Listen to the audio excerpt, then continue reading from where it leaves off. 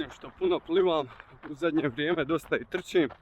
Tako da evo, prošli tjedan je bio na 111 km, ovaj će biti oko 120 i to je, nisam sad gledao, ali mislim da mi je i do sad nekakav maksimum tjednog volumena bio oko 110 km. Sad zašto to radim? Postoje dva razloga. Prvi je što sam skužio da dobro reagira na volumen i zanima me šta bi se dogodilo nakon, ne znam, par mjeseci trčanja po 120 ili 140 km tjedno.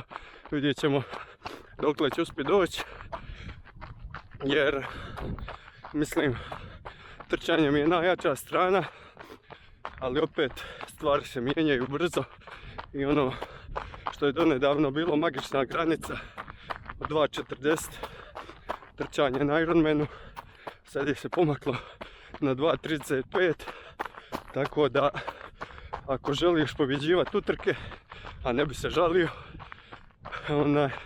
treba će trčati 2.35 u budućnosti. A drugi razlog je više vezan uz utrke koje planiram raditi ove godine. Utrke, znači imam više manje definiran kalendar za prvi dio godine i ono što možda neke od vas zanima je prvo gdje ću napadati taj rezultat ispod 8 sati i odlučio sam se za utrku u Vittoria Gasteizu. Tamo mislim da imam od ovih ponuđenih utrka u pro kalendaru da tamo ima najveće šanse za postići taj rezultat. Ima najveće šanse zato što je plivanje u jezeru, tako da su uvjeti više manje, može se računati na to da neće biti nekih struja, da neće biti valova. Bio sam tamo već 2 puta, pa evo, otprilike znam da bi moglo biti mirno, tako je bilo oba puta. Jedino eto nekakav rizik je što je recimo prošle godine plivanje otkazano zbog magle, iako mislim da je to najviše zbog toga što je se utrka pomakla na 9. mjesec, tako da vremenski uvjeti u 9. mjesecu mislim da se bitno razlikuju od onih u početkom 7. mjeseca kad je utrka ove godine. Inače, u Vittoriji Gasteiz sam bio već 2 puta i vežu me lijepe uspomene uz to mjesto. Tamo sam 2010. godine ostvario prvi nekakav zapaženi rezultat, međunarodni rezultat.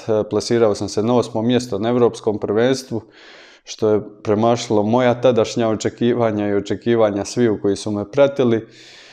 I bio sam tamo isto 2012. godine kad se održavalo svjetsko prvenstvo, međutim te godine sam se oporavljao. Ja mislim da sam manje od mjesec dana prije toga bio u bolnici zbog ove mišje groznice, tako da nisam baš ostvario neki rezultat s kojim bi bio zadovoljan, ali svejedno, ako ništa drugo, iz te godine mi je ostao GPS od biciklističke staze, koja iako smo tada vozili, znači utrka je bila na distanci trostrukog olimpijskog triatlona, znači 120 km bicikla. Međutim, ova staza za Ironman koristi iste te ceste, voze se ista 2 kruga koje smo vozili tada i još 3. krug je kraći, ali taj 3. kraći krug se vozi 80% po cesti od tog velikog kruga. I po ovom fajlu kojeg imam, znači tada je bilo na 120 km oko 600 metara visinske razlike, tako da vjerujem da ne bi trebalo biti preko 1000 metara ukupnog uspona na 180 km, što je, pa meni je to ovako dosta ravno. Dalje, još jedna prednost te utrke je što je trčanje po centru grada. Baskijci su ludi za sportom, izađu na ulice u velikom broju i glasno navijaju, tako da to pomogne malo, olakšati noge, zaboraviš na bol i to će biti još jedan plus za tu utrku. I utrka je, kao što sam rekao, početkom 7. mjeseca, imam još dovoljno vremena za pripremu. U ovoj prošloj godini sam imao dosta utrka koje su bile zbijene, tako da je ovo u suprotnosti s tim, znači utrka za koju se mogu baš pripremiti nekako kako treba. Idemo dalje, znači utrka zbog koje ovoliko trčim i zbog kojeg ću trčati još više u tjednima koji slijede je Wings for Life. Na Wingsu sam nastupio jednom više kao potpora ženi, bilo je to dan nakon utrke u Petrčanima, nakon polu Ironmana. Međutim, svidjela mi se atmosfera na utrci, svidio mi se koncept utrke i tada sam odlučio u biti da ću se jednom tu vratiti, trčati na rezultat. Evo, došla je i ta godina kad Wingse trčim na rezultat. Ove godine u Zadru utrka ponovo ide u normalnom formatu uživo i veselim se tome. Ne znam šta mogu očekivati od sebe. Malo jesam gledao kalkulator, prosječne ove brzine i kilometara i mislim da nekih 60 kilometara ne bi trebalo biti nerealno, premda vidjet ćemo, možda me stvarnost demantira. Dalje, za još jednu utrku sam siguran da ću nastupiti u proljeće i to je ovaj No Limits triatlon u Podgorici, utrka na polu Ironman distanci.